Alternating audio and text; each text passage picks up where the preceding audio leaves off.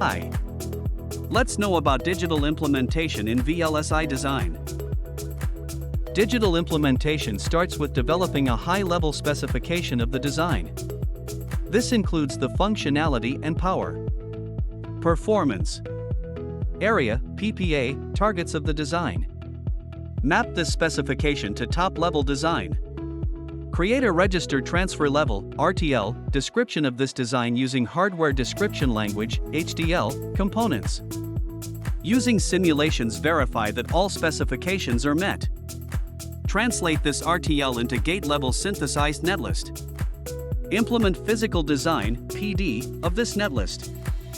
Extract the PD layout and resimulate to ensure design still operates as intended with parasitics included from PD layout. Once complete, the design is ready either for manufacturing or integrating into large analog designs, which is also referred as analog on top designs. Interested in a VLSI career? Reach out to us.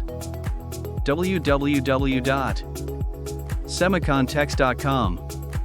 Write to us at info@semicontex.com or call 91-7624-997721 or 91-87123-03410.